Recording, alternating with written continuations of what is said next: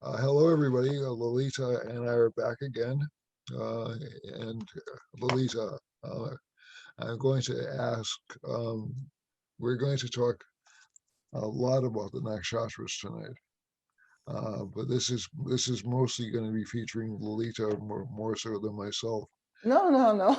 Uh, but I uh, don't think. but but but I I want to ask you, Lalitha. How do you use?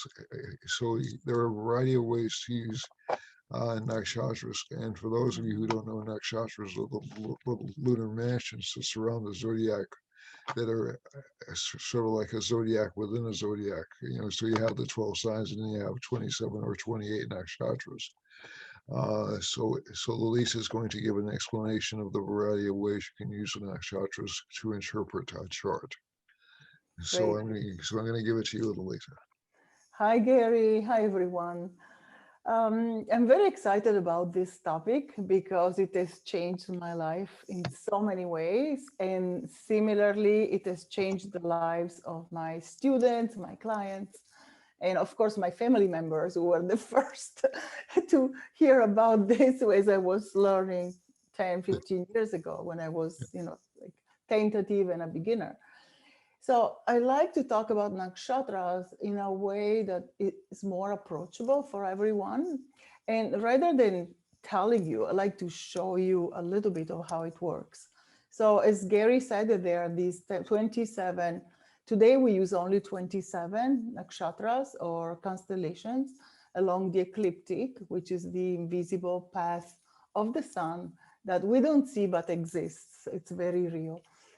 So in these 27 constellations used to be 28, but we're going to skip the 28th for today because I don't want to overwhelm you with too much information and um, um, too many notions to remember. So I like to make it simple. And I will talk probably about four nakshatras today. Maybe next week we can do some others from the other side of the zodiac. So why am I saying that? Because every nakshatra is a world. It's really like a galaxy if you think about it. So there, most constellations have more than one star.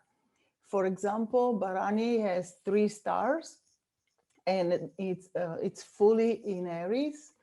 And other nakshatras like Chitra is only 1 star. The brightest, the diamond shaped, if you will, that's their symbol.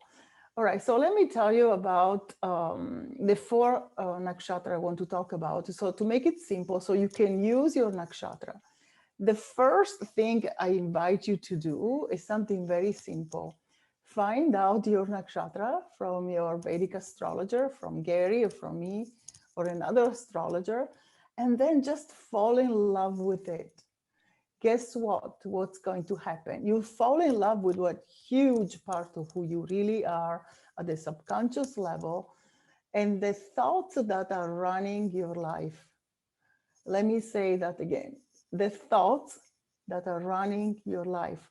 Because we don't really realize what our karmas are. And maybe we'll see some patterns and maybe we forget until one thing happens that makes you happy, pleases you. So you forget about your karma, but then it comes back, right?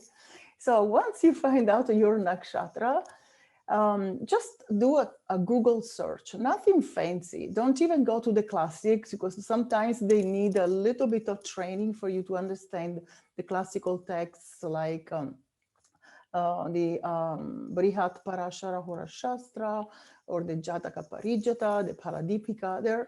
These are very serious texts. Same with Brihat Jataka. And, and you need a little bit of knowledge, to understand what these rishis were talking about. Whereas if you do a Google search, anybody can do it, right? So find out the name of your nakshatra and then do a search on that name, not just from the astronomical point of view, but from the original point of view. And why do I say that? Because the rishis gave us the spiritual science of Vedic astrology, Jyotish, the science of light. Whereas astronomy came later, it was more like the material science. But they were very proficient in both.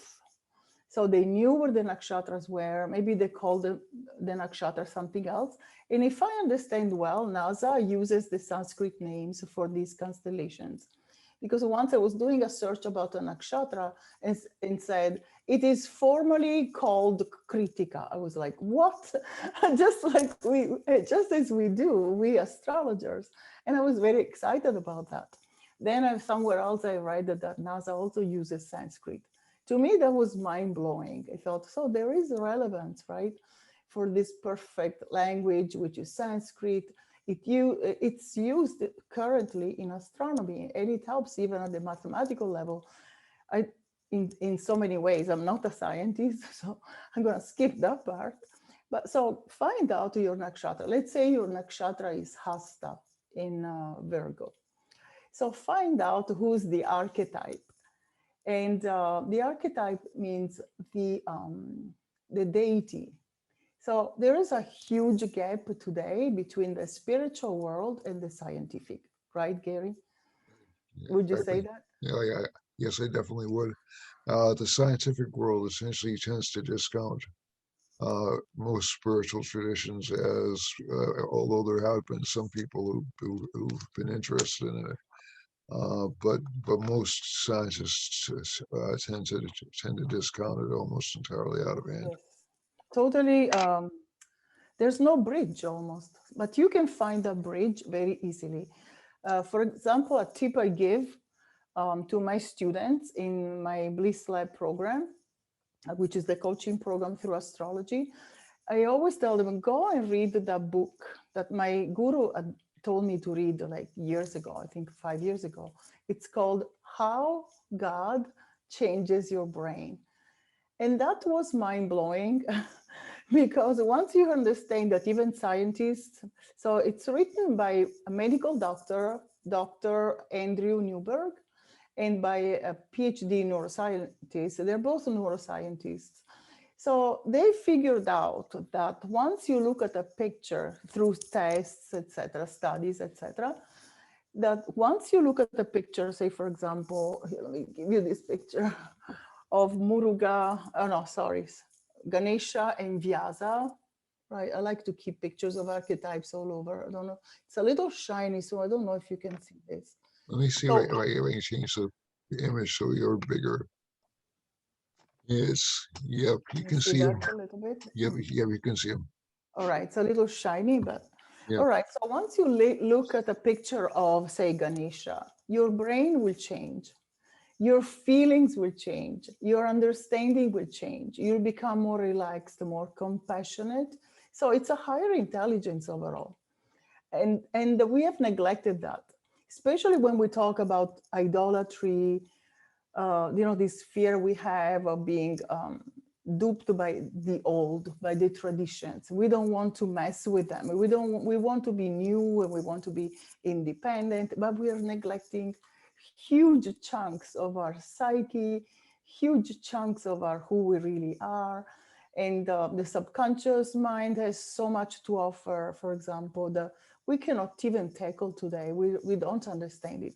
Whereas the rishis, the yogis understood all this very well. So find out your deity. I'll give you some examples. So I'm going to talk about Bharani, Kritika, Uttara Palguni, and Vishaka. So 4 nakshatras tonight, 4 constellations. For example, let's start with Bharani, right? Every nakshatra is very different. And sometimes it's fully in one sign, and sometimes it's partially in the next sign. So I will explain what that means. But let's talk about Bharani. Everybody loves to say bad things about Bharani. Actually, in India, it's considered the star that will rule the whole world. And it means several things, not literally. We're not dictators. I am a Bharani star. And so I was very sensitive to this. I noticed that there were books, multiple books written to bad mouth, or at least to talk very badly about Bharani. And I believe that's a modern thing we're doing. So we project, and also we find an enemy or some problems, right? We're in Kali Yuga, so we're Sure. kind of confused. So I found 3 books on Bharani that were horrific, and none of it Yeah. resonated with my family, myself, and other people I know who are Bharani. Like, for example, is Carl Jung, pronounced Young in America, the great psychologist. He was a very introverted but brilliant person, right? He would say, to me, talking is a torment. And even though I'm very introverted, I've always had a career somewhat in public speaking, even before I became an astrologer. And I thought, yes, I feel that because I love people. I want to help. I want to communicate. I'm more like Pisces too. And so I have that. But how come that I really hate when I talk too much and I feel drained and kind of tired, and I want to help people, but not by talking for 7 hours straight. Whereas somebody like Gary, who's a Gemini, will love the talking itself. It's a pleasure. It's a way to reaching crowds and people, right? So I love to reach crowds, but it's Bharani stars are usually very successful in public life. But why did they write so many negative things? Oh, they're doomed, their mother would be horrible to them. A lot of inspiration in my life came from my mother, for example, but I don't want to talk about myself. Let's talk about this nakshatra and why it was bad-mouthed. I believe that in Kali Yuga, there's a big misunderstanding about women and the divine feminine, which is now finally coming back. So now a lot of people like to talk about the path of the goddess, and they're comfortable. It's becoming more comfortable. So also, Gary, you know that in India, the goddess is more powerful in that culture, in the wisdom traditions of Asia, for example, in the Yeah. Oriental traditions, the goddess has all the powers. So that was before Kali Yuga. All this Yeah. happened when I, we were I, real I, smart. I, I've also seen. I can interrupt you just for 1 second. Oh, good. There seems to be a lot of, I won't say hatred, but dislike or misunderstanding of Venus overall as a planet. Yes, yes. And Venus essentially is, it's not really the ruling planet, but it's the Mhm. deity associated with botany. Yes, And and so Venus is vilified as as the guru of the Asuras or the demons.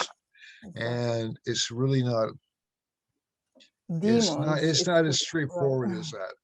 Mm, right. So you'll see a lot of folks, and I agree with your comment uh, about about the goddess, but a lot of folks just won't like Bharani also because it's associated in part with Venus. And Yama, right? And So yeah, what is Yama? Yama is the great equalizer. So yeah, everybody is the god of death and also of justice. Is Dharma Raja. So is the king of Dharma, is the god of Dharma. Dharma means righteousness, means duty, means justice. So all these amazing things. So why are we so afraid of that when actually we all love justice? We yeah, all want to become enlightened, at least in this field of spirituality, and or at least we don't hate the idea of enlightenment. How's that? So even though your path in this life is not to become enlightened, still, eventually you will, right? So moksha is a reality. So and it's very much at the core of Vedic astrology. So this path, like even the Purusharthas, right? The 4 goals of life. One is money, wealth, and Bharani is a artha. So it's for wealth and prosperity and also practicality.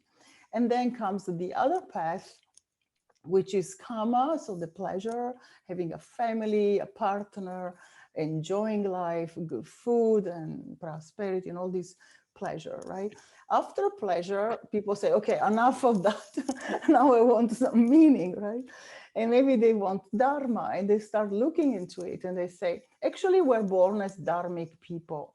At birth, dharma is very dominant because the child is pure, is omniscient, and then the brain changes and it loses all those neurons, forgets the past lives, etc. So that's my research. And then comes moksha. Without moksha, we become very arrogant. I mean, we live forever. I want everything. I Mm. want to be the boss, right? So we do need that kind of humility of knowing, okay, Yama will be the great equalizer. He will give us a great time.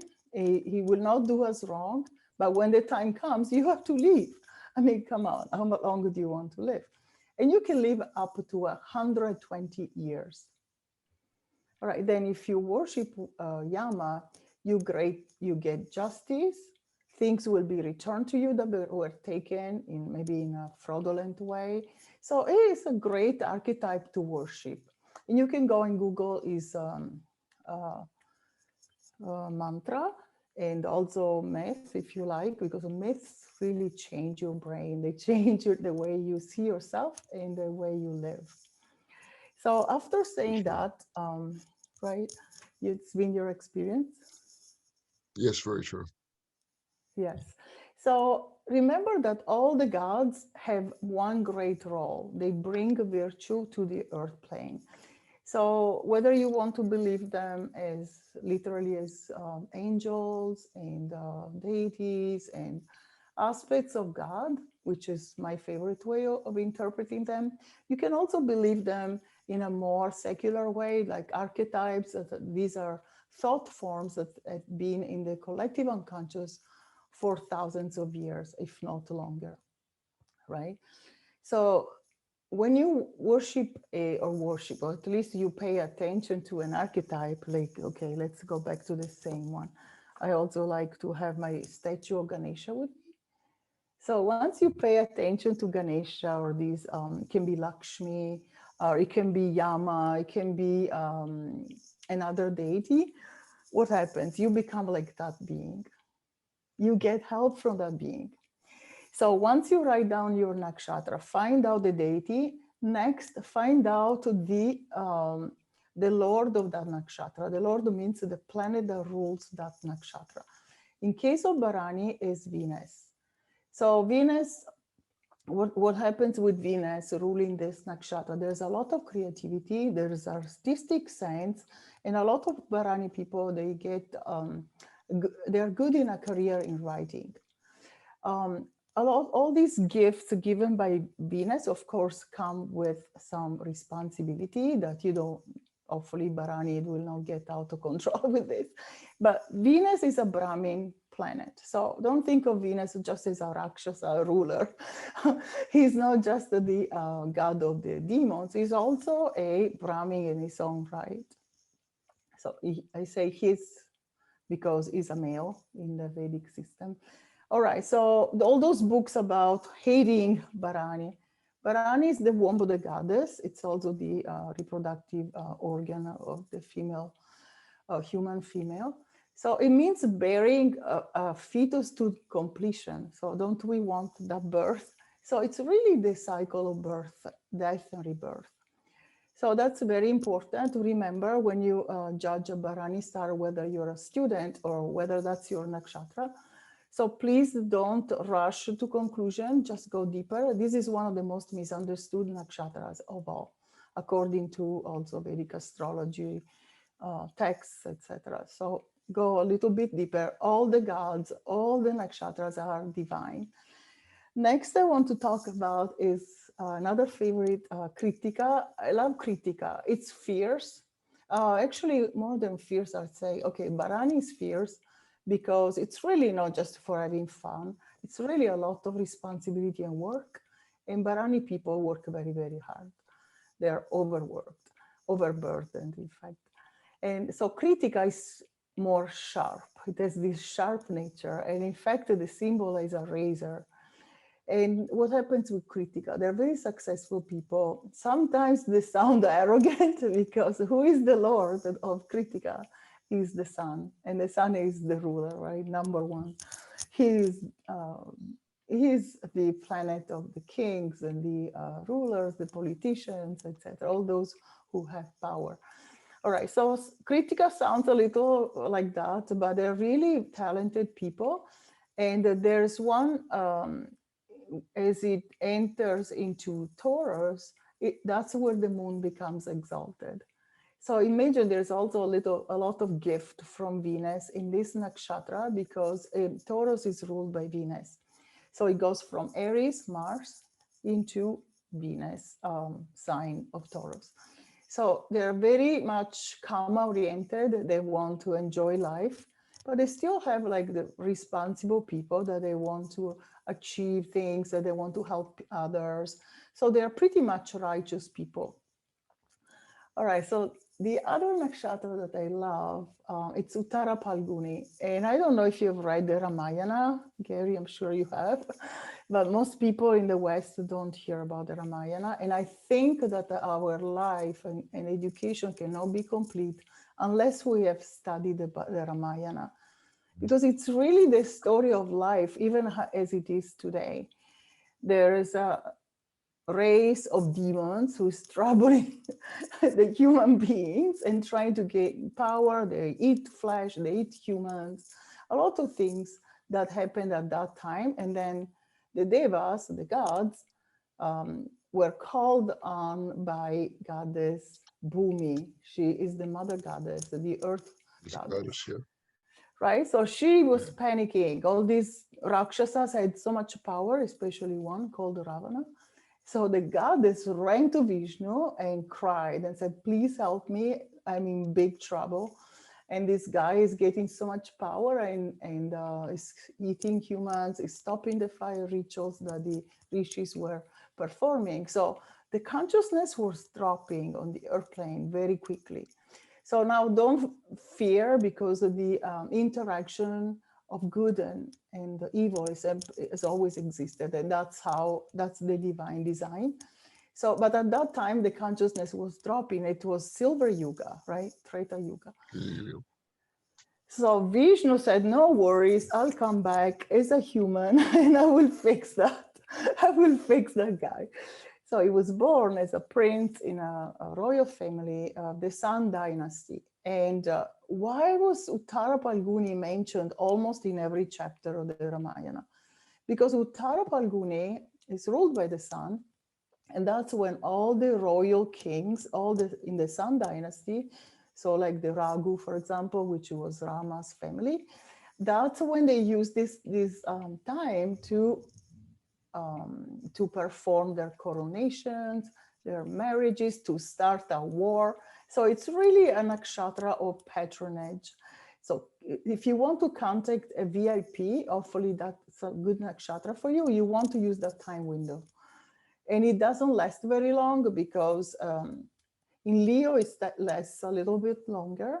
And the sun is very strong in Uttara Palguni because imagine Leo, right? Yep. Sun, ruled by the sun, is the Lord, and also this nakshatra of the sun. So remember, when the planets enter a nakshatra, they become almost like the planet ruling that nakshatra. So Bharani will be good-looking people usually. Okay, usually. Some people in the fourth pada, they're more stocky, they're more masculine because it's Mars. But Kritika will be very royal and they're carrying themselves because of the sun. And now we have Uttara Palguni, which is a very much royal nakshatra.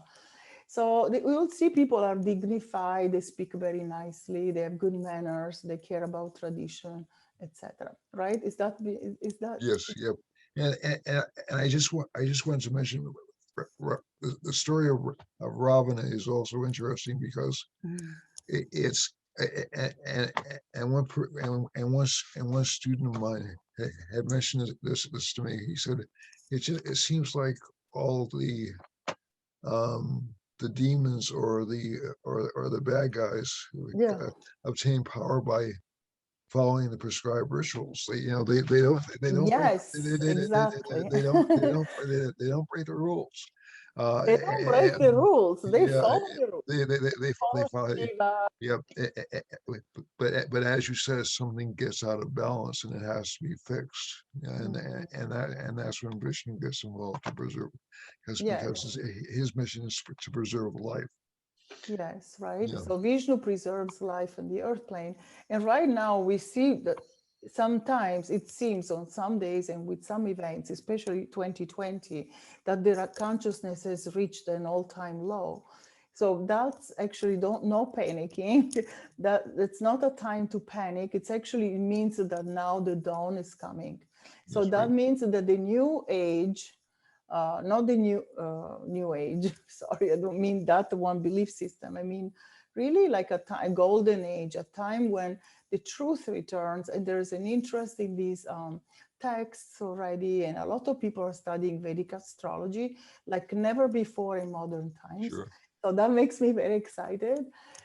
Intuitively, I always felt it was a great path. I've been studying it since 1993. So it's a lot of years. It says a lot about my age.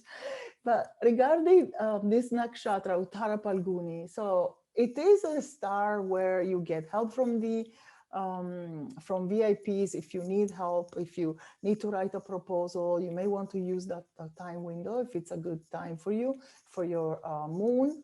So it would be good for everyone except maybe for, let me think.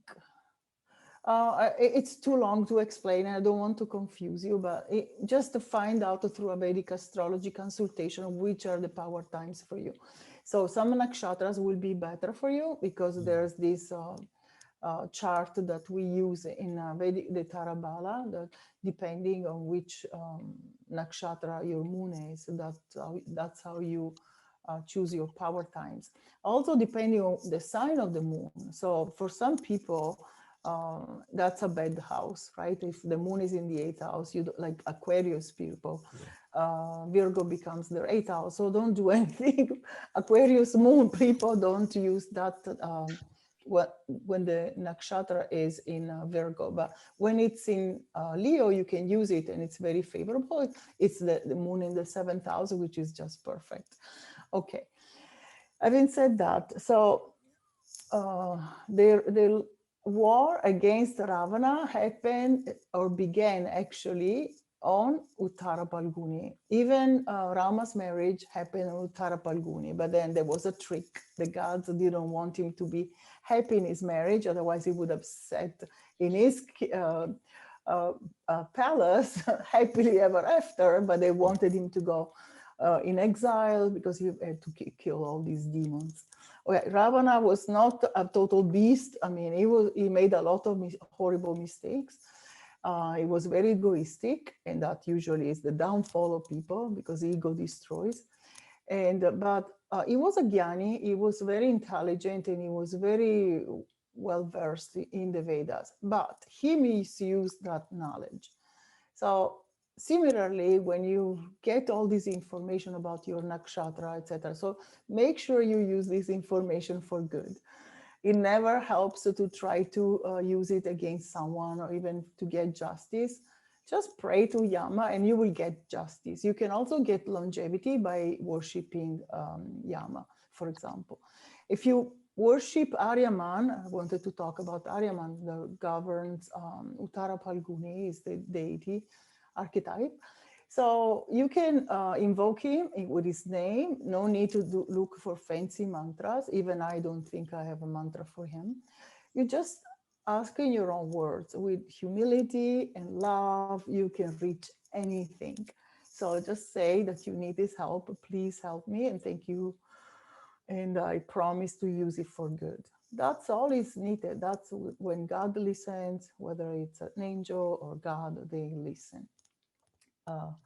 The other nakshatra, real quick, so I want to hear more about Gary, what he has to say. And so Vishaka is another one of my favorite. It's supposed to be a Rakshasa nakshatra, but actually there's a lot of Dharma in Vishaka. Why do I say that? Because it's ruled by Jupiter, that's the lord of Vishaka. And it's a very powerful nakshatra. Oh, I forgot to say the deities of Kritika. Okay, I'll talk about it in a minute. So Vishaka is ruled by Indra, the king of the gods. Is also considered a demigod by some traditions, like the Tamil Siddhas consider him a demigod. And worshiping Indra gives you a lot of power, obviously, and also wealth. And also Agni. What is Agni? It's so pure. Of course, it can burn you, but if you use it correctly, you can eat, you can warm yourself up in your house. There's a lot of good in the fire. And the fire is very pure. It always goes up. You've noticed that. My guru talked about this, how the fire came from another galaxy and always rises up to the heavens. It never goes down. So it's very powerful. And if you worship Agni, you get a beautiful body, like beautiful and radiant, and like very well balanced body. And the other archetype I like to talk about that many people don't know about is Vishaka is associated with the Pleiadian god Muruga, and so is Kritika. Kritika makes more sense because it's in the Pleiades, right? Star cluster. But Vishaka is also associated with Muruga. And in fact, there is a festival in India, on a certain Vishaka day that when Muruga is worshipped everywhere in Tamil Nadu and South India. So Vishaka is a lot of spiritual power, but also good material knowledge that they can accomplish, they can do things in this world. So it's a well-balanced star that they reach their material and spiritual goals. Ideally, they want to shift more to the spiritual because otherwise they're too ambitious. They can get lost a little bit. And Jupiter doesn't like that. Jupiter is very balanced. Yes, he brings good fortune, but also really look up at the sky, space, right? Jupiter rules space. So once you do that, you get the blessings of this nakshatra and you still reach your goals without getting lost in the material when it's excessive, it's kind of stifling for your soul and you get depressed because it's never enough. Even billionaires want more money, trillionaires, same thing. So you can never be totally happy that way.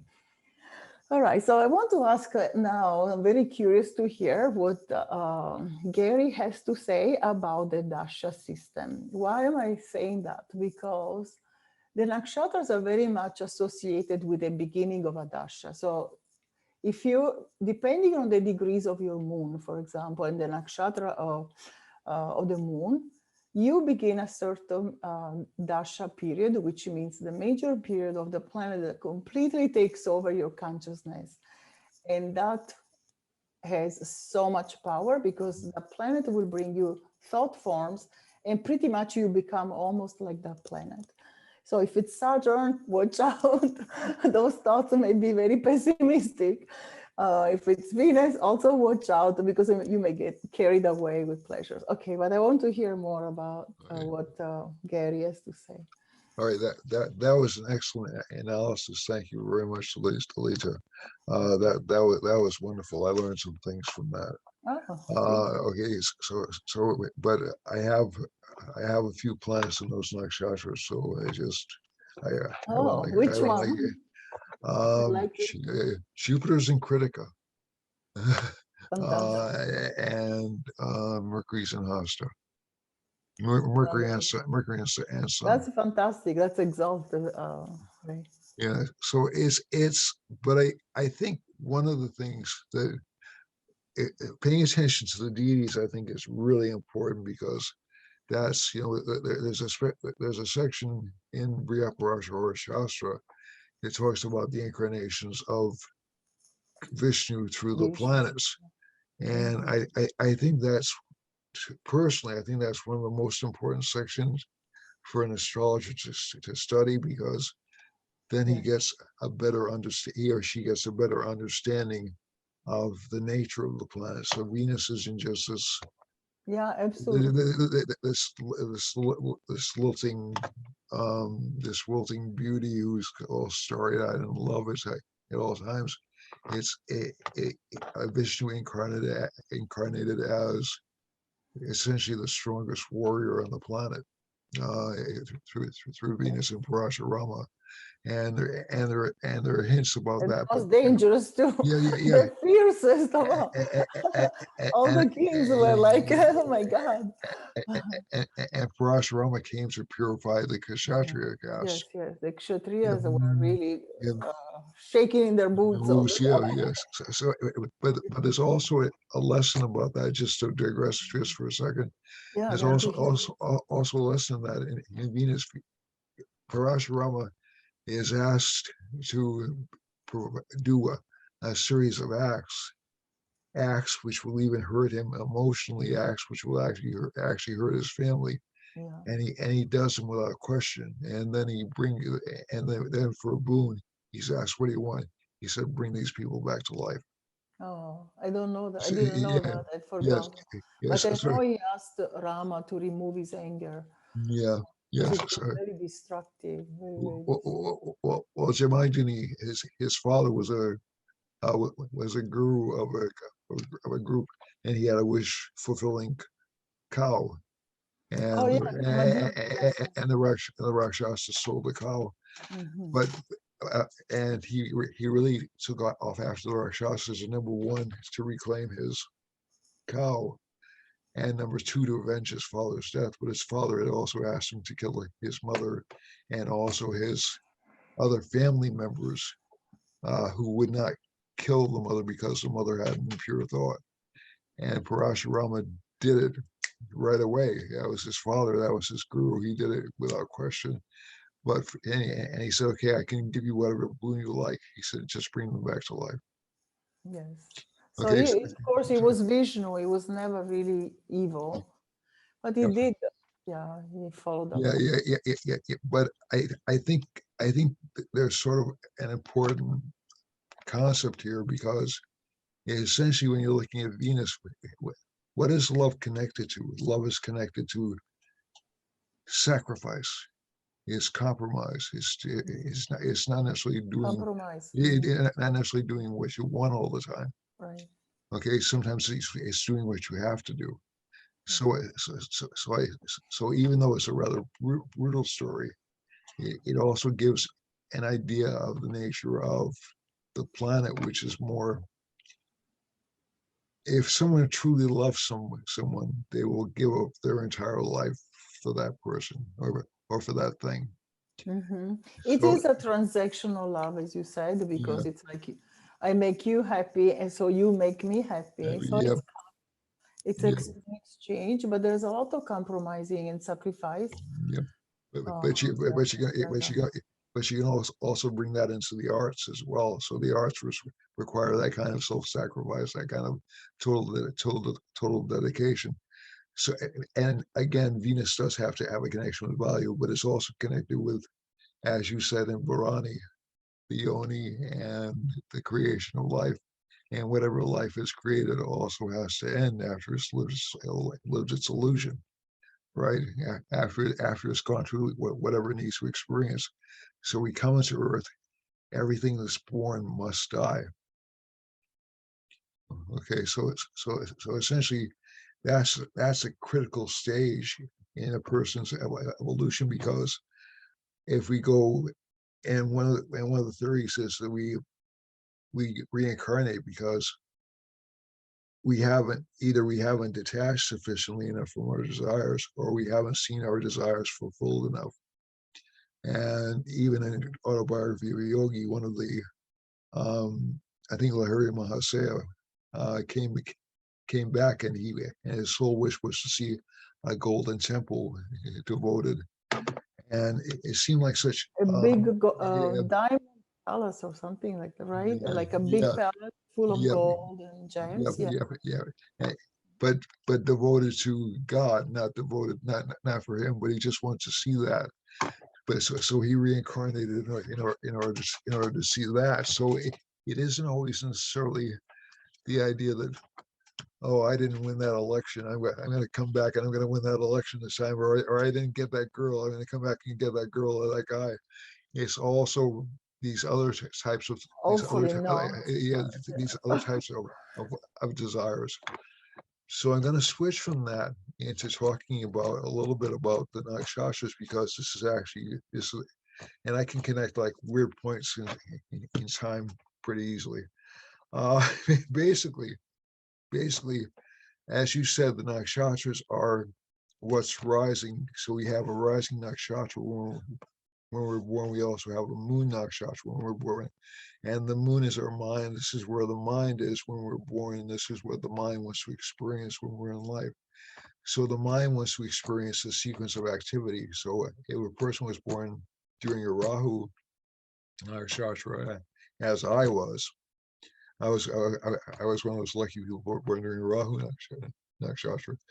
I like Basically, them. I like them. No problem. Aslesha, no, that's Mercury. I like Swati very much. yeah, but but but essentially the pattern of the person's life. So you're looking at the pattern of the person's life is judged from the nakshatra Lord. Okay, and there has to be a qualifier here because there are an abundant number of nakshatra sequences. So Yogini has a different sequence than Vimshotri does and Ashotri does, but Vimshotri is the most commonly used, so we'll use that as a reference point. And there's a certain sequence of Ketu, Venus, Sun, Moon, Mars, Rahu, Jupiter, Saturn, Mercury, as the dasha sequence for all the planets. Well, that's true, but there's also a sequence which is determined by where your moon is at birth. So it doesn't necessarily mean so let's say if a person has a strong Mercury, let's say their Mercury's in Gemini, but they were born in Aquarius, their Mercury Mahadasha isn't going to necessarily touch on the topics associated with Gemini. It'll touch upon the topics associated with Revati, because that's the sequence they were born into. So they may be really smart about spiritual things or I about like what you're renunciation. doing. Sorry to no, don't mean to interrupt, but I Yeah, like sure. how you're going in this sequence. Yeah, very much. Okay. So so essentially, so even if you have, let's say, so that explains why certain people who have really strong Mahadasha sequences, sometimes they can seem to fail because the Mahadasha sequence may be leading them into directions in which the Mahadasha Lord would actually be debilitated if the Mahadasha Lord were placed in that sign, or they would be in topic areas that would not benefit from the energy of the Mahadasha Lord.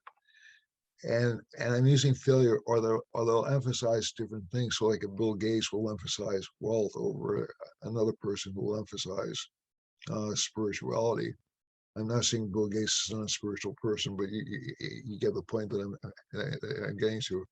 So certain people will have, so that sequence that the moon starts off with is essentially the sequence of life for that person. And so you can have people, quote unquote, um, being spiritual very early in life and then losing interest in it later on in life, and vice versa, being very materialistic early in life and becoming more spiritual later in life based upon their Mahadasha sequence. And sometimes you'll see even the Mahadasha well placed in a sign, and it looks like the person's headed for worldly success. And then all of a sudden they take a U-turn and they just go like, nope, in my Mercury Mahadasha, I just use my example. In my Mercury Mahadasha, I'm going to study Jyotish and spirituality, not become a lawyer. Okay, so so essentially, and you'll have a lot of people saying to themselves, well, let's say I was born in Cancer. So let's say I was in Ashlesha moon.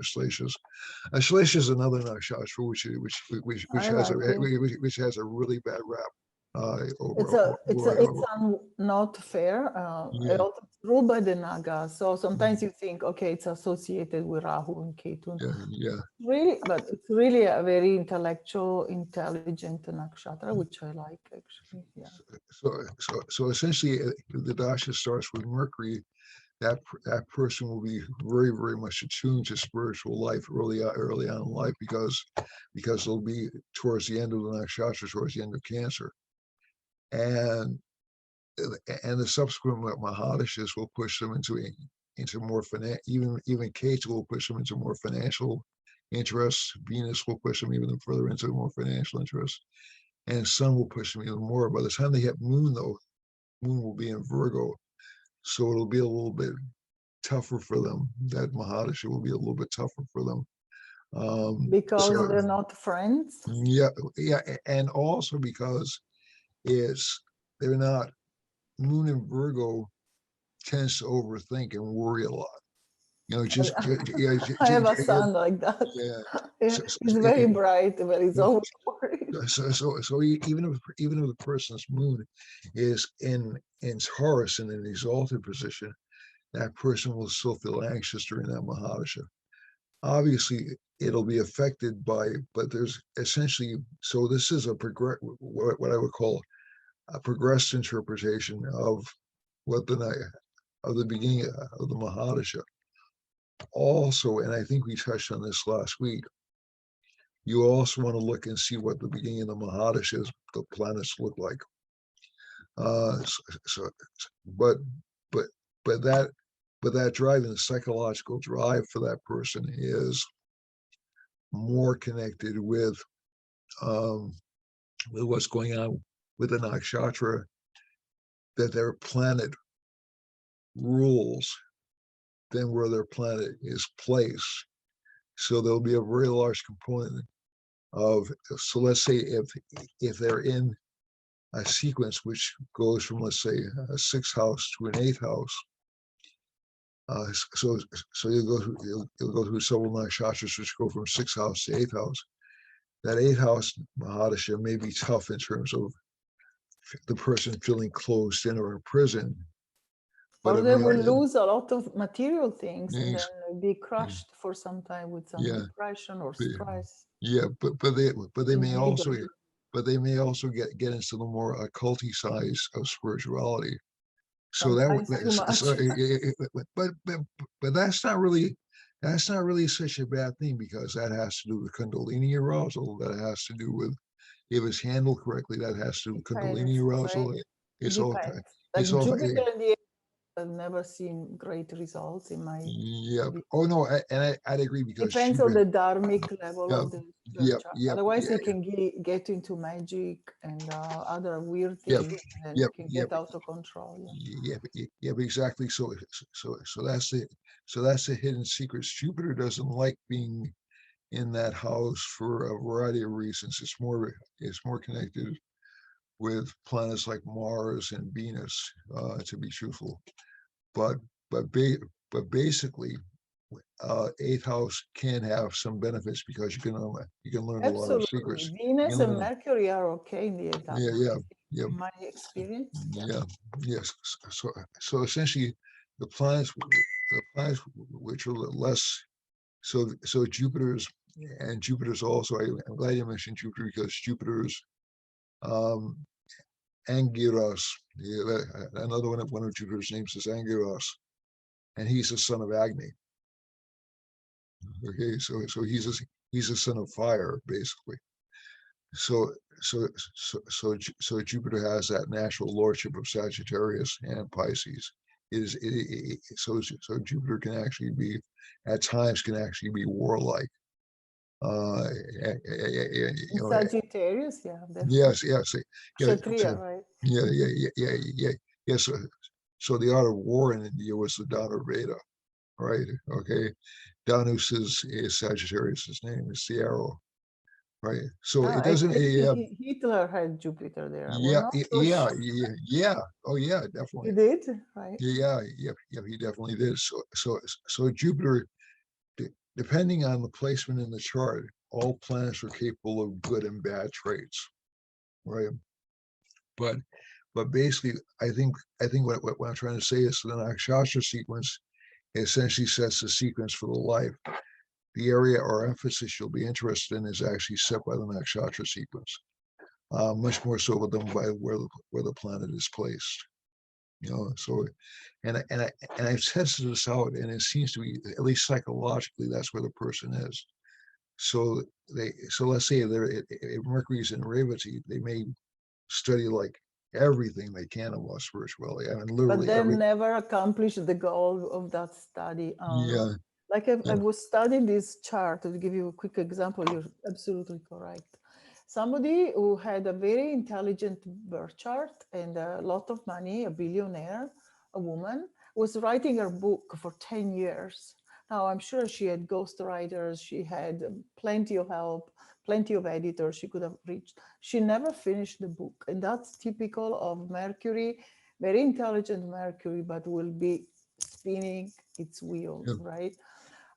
Yeah, I agree with you.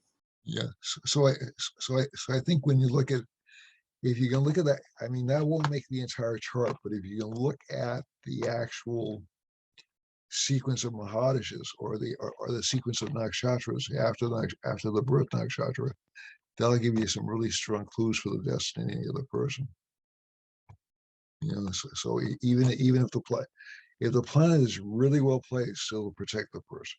That's Yeah, even a strong malefic is better than a weak yeah, malefic. I yeah, agree with you. Yeah. yeah. I think that from what I've seen, I've and as I've said, I've seen this, and again, we can also look at the nakshatras and then the vamsha if you want to as well. But basically, if you look at that pattern, you'll see, and I've seen that pattern repeated again and again and again. It's not so much how strong the Can you chart give us an is. example? For example, in a practical Well, application, maybe people will, you can even look at Adolf Hitler's chart. I think Adolf had a Mula moon, if I recall correctly. Let me see if I can pull up his charts just for a second. I don't remember. Let me see. It's one of my favorite teaching charts because it's so obvious. It's such an obvious chart. It's not that I like the guy. It's just it's a really Yeah. easy. It's a really easy read. Hold on a second. All right. Can you see this chart? Yes. All right. Now, we rather have North Indian or South Yeah, the exalted Mars. Yeah. Sun and Mars with it. Indian? All Yeah. right. All right. So Fierce chart, very fierce. yeah. So he's got his moon starts in, where's our moon up here? His moon starts in Purvashada, that's for declaring Purvashada, war. which is a Venus ruler. Purvashada is very aggressive. Yeah, yeah, It's for declaring war, right? One of the yeah, key yeah. characteristics. So after Purvashada, we have Uttarashada, which is the sun rule Mahadasha, and it goes to his son. So his father was a very difficult, very cruel man. Okay, that's one of the stories about Hitler. Then it goes to Moon Mahadasha and his moon. So let's go back to his birth. Let's go back to his Mahadashas just quickly. Like, I'm just going to go to one level for simplicity's sake. All right. That's not Adolf's current. Adolf was born a long time ago. Hold on a second. All right. All right. All right. So he started his son Mahadasha when he was 18 years old. That was when he left his household, actually. That was when he became, I guess he entered the army. His moon Mahadasha was in his 20s, and that that was actually when he tried to become an artist, if I recall that period. 1923, his Mars Like comes Ravan, up. he had some good qualities. Yep, yep, Unfortunately, very wrong. yep. And in 1923, he enters his Mars Mahadasha, and his Mars is in its own sign, which is terrific, but it's also in Dhanishtha. So it's also reflective of Dhanishtha Nakshatra. So Dhanishtha is very powerful. It's like a drum. That's the symbolism behind Dhanishtha. So that's going to give like the drum beat. He was essentially it was the second best-selling. boisterous, right? Yeah. The voice like this and the microphones. Yep. Yep. And he was and many people don't remember this about Hitler, but his book was the best-selling book in history after the Bible, which is My, oh right, my God, that's which is frightening. up until that I point, which is didn't know. which I think the Rolling books are probably better sellers than that now. But I'm just but basically he had this. So he had that Moon Jupiter conjunction, which makes an author, right? That's almost a stereotypical combination. But also he enters this Dhanishtha Mahadasha, and this Dhanishtha Mahadasha is for defeating enemies. It's for triumph. It's for rise in life. Mars, because it's Mars. It's Mars. Because it's Mars. It's one of the wealth nakshatras. Yeah, the wealthiest, they say, Yeah. Mm. And Have then you you go, noticed that's true? Have you noticed planets yeah, in Ganesh giving a lot of money? yeah, yep, yeah, Like, for absolutely. example, which one have you noticed in your research? Essentially, I can tell you Hitler, at least for one. Okay, or during this Mars Mahadasha, he made a lot of money. He was actually a very rich man. I can personalize it. My Dhanishtha and Nakshatras, Rahu's in Dhanishtha. I tend to make more Great money, place and for I tend to make more money during Rahu yeah, Mahadashas than almost any others. So I'll give you those oh, two yeah, examples. yes, definitely. But and then all of a sudden he has this Sadabhishak Nakshatra with Rahu. So his Rahu's in the ninth house. What's wrong with Rahu in the ninth house? It's perfect. Rahu, Fame, fame.